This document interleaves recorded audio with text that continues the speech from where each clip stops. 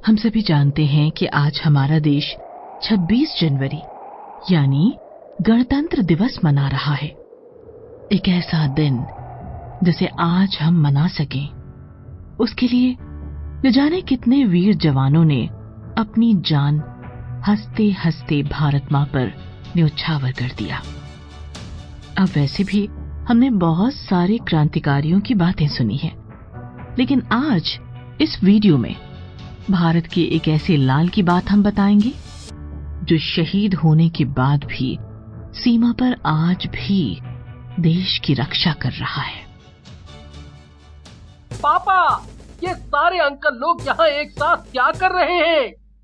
बेटा, ये सारे अंकल यहाँ परेड करते हैं और प्रैक्टिस करते हैं कि कैसे अपनी भारत माँ की रक्षा करेंगे और दुश्मनों से डटकर उनका सामना करेंगे।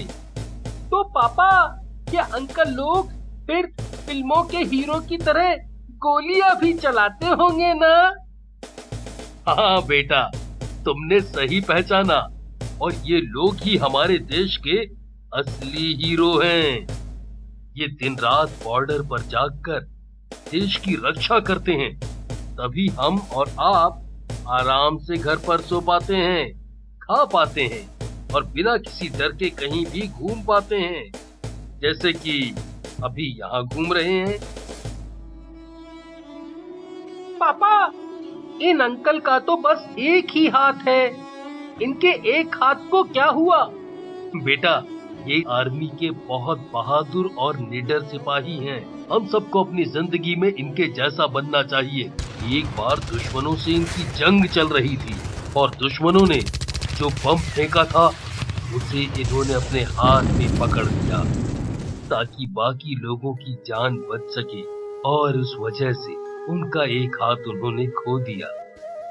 तो पापा, अंकल अब घर क्यों नहीं चले जाते हैं? बेटा, इन्होंने जंग में अपना हाथ जरूर खोया है, लेकिन इनकी हिम्मत, इनका जज्बा और इनका देश के लिए इनका प्यार आज भी जिंदा है, और आज भी ये देश की सेवा करने और दुश्मनों से जंग करने के लिए तैयार रहते हैं। पापा, ये अंकल फोन पर किससे बात कर रहे हैं? और ये अंकल रो क्यों रहे हैं? जैसे आप अपने पापा के साथ हमेशा रहते हो, हम लोग बाहर घूमने जाते हैं, आइसक्रीम खाते हैं, खूब खेलते हैं, उस तरह ये अंकल नहीं कर पाते हैं। वो अपने बच्चों से दूर रहते हैं, उन्हें देख भी नहीं सकते, तो वो अपने बच्चों को, अपने पापा मम्मी को याद करके रो रही हैं। तो पापा, अंकल अपने घर क्यों नहीं चले जाते हैं? अपने पापा मम्मी अपने बच्चों के पास, वो उनके पास रहेंगे तो रोएंगे नहीं। हाँ बेटा, वो चाहते तो आराम से घर पर रहते अपने परिवार के साथ, लेकिन उन्होंने अपनी जिंदगी भारत माँ की सेवा में लगा दी है, और इसीलिए वो अपनी भारत माँ की रक्षा करने के लिए अपनी माँ और अपने परिवार से दूर है।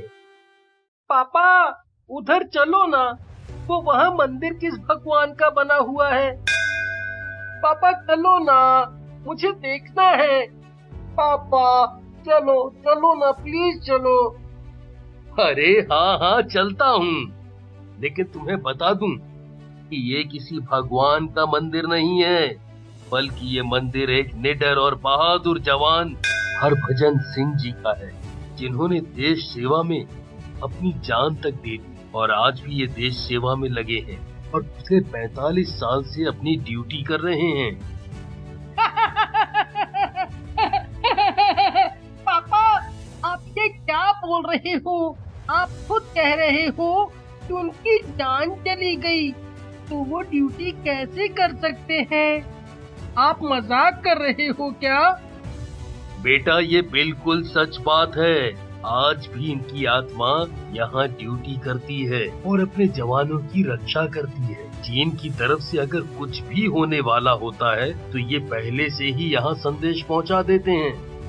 पापा, मुझे आपकी बात पर भरोसा नहीं हो रहा है, और आप तो यहाँ आते भी नहीं, तो आपको ये कैसे पता होगा? आंटी रुक जाइए। आंटी, मैं आपसे कुछ पूछना चाहता हूँ। क्या आप मेरे सवालों का सही जवाब देंगी? हाँ हाँ बेटा, आपको जो पूछना है वो पूछिए। मैं आपको प्रॉमिस करती हूँ कि आपको सब सही सही बताऊंगी। आंटी, ये किसका मंदिर है? आप मुझे सच सच बताना। बेटा, ये हमारी सेना के एक जाबाज सिपाही थे, जिन्होंने भारत माता की रक्षा और हम सब की सुरक्षा के लिए अपनी जान तक दे दी। और आज भी यहाँ इनकी आत्मा पहले की तरह ही देश की सेवा करती है, हम सबकी रक्षा करती है। इधर आओ, मैं तुम्हें कुछ और भी दिखाती हूँ।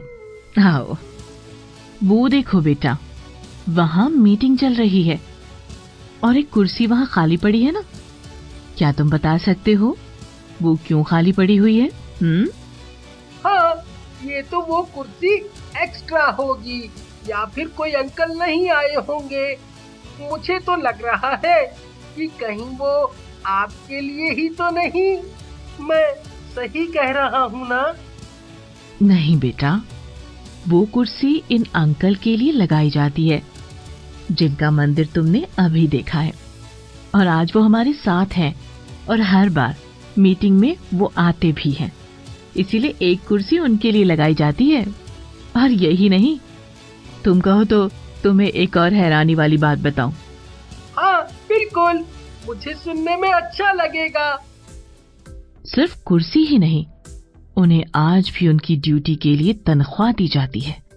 इनका प्रमोशन भी होता है और इनका एक कमरा भी है जिसकी रोज सफाई होती है, और उसमें इनका सब सामान भी है। रोज सुबह इनकी वर्दी और जूते रखे जाते हैं और शाम तक इनके जूतों में मिट्टी लगी होती है। मुझे तो ये सब सुनकर अब डर लगने लगा है। मैं बहुत डर रहा हूँ पापा। अरे बेटा, आप भी बहुत बहादुर हो, आपको डरने की क्या जरूरत। और ये अंकल हमारी रक्षा करते हैं, हमें दुश्मनों से ही बचाते हैं और इनसे डरने की जरूरत नहीं है। उनके दिल में हम सब के लिए प्यार था और अपने देश के लिए सेवा करने का जुनून था, इसीलिए आज भी वो हम सब के साथ हैं। अरे बेटा, अरे सुनो सुनो, कहाँ जा रहे हो? रुको बेटा, नहीं तो गिर जाओगे। लगता है वो डर गया है। तब तक बच्चा हाथ में कुछ फूल लेकर आता है और आकर पापा से कहता है, पापा, आप मुझे वो अंकल के मंदिर के पास ले चलो।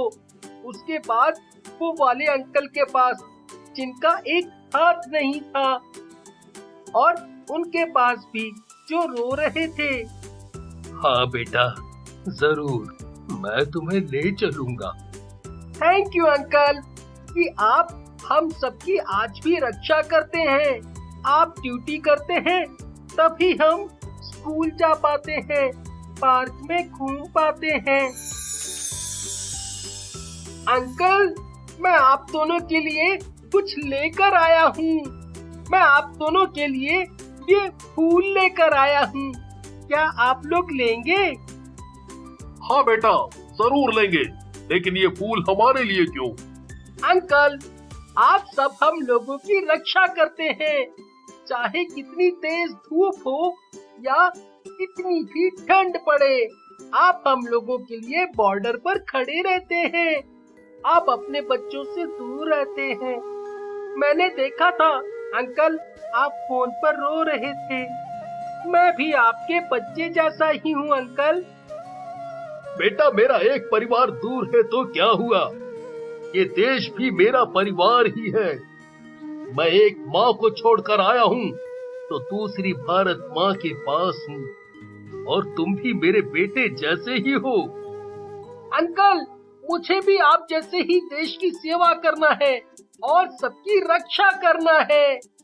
हाँ बेटा, आप बहुत बहादुर हो, और ये जरूरी नहीं कि आर्मी में आकर देश की सेवा होती है। आप देश में सफाई बनाए रखो, पेड़ पौधे लगाओ, सबकी इज्जत करो। ये भी देश की सेवा है।